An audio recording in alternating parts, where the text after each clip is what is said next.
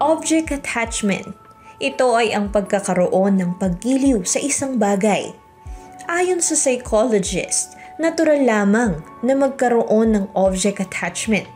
Pero kapag sumobra ito o ang tinatawag na over-attachment sa isang object ay itinuturing na itong disorder o sakit. Ang object over-attachment ay nangyayari kapag hindi kayang mawalay mula sa isang bagay na kung minsan ay tila hindi kayang mabuhay ng isang tao kung wala ito. Pero ayon sa Biblia, ano nga ba ang nagbibigay buhay sa tao? Sa buhay sa mundo, sa pagkakilala ng tao, ang alam nila ang prime necessity of life, yung mga pagkain, mga vitamins, mga health foods, etc. Sa atin, iba ang ating pananaw. Hindi sa tinapay lamang nabubuhay ang tao, kundi sa bawat salitang lumalabas sa bibig ng Diyos.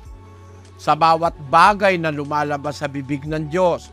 Yung hininga ng buhay, inihinga sa lupa, naging tao.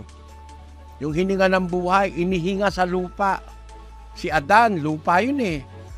Hiningahan sa butas ng ilong ng hininga ng buhay, naging kaluluwang buhay. Wala mang pagkain. Hindi naman nung gumawa ang Diyos ng tao, pinorma niya tao tapos sinubuan niya ng tinapay na buhay. Hindi ganon. Walang tinapay. Yung ginawa niyang tao, pinorma niya, hiningahan niya ng hininga ng buhay na buhay.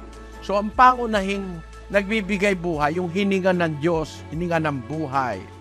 Yung karunungan, yung salita. Bawat bagay na lumalabas sa bibig ng Diyos. Ang bawat lumalabas sa bibig ng Diyos, kaalaman, karunungan, pagkaunawa, salita, katwiran, bumubuhay yun. Pag doon ka nagkulang, kamatayan ang hinaharap mo. Mamamatay siya sa kakulangan ng turo. Sabi nga nung kawikaan, sa kakulangan ng gatong, namamatay ang apoy. Diba? Ayun. Basahin mo yung 26:20.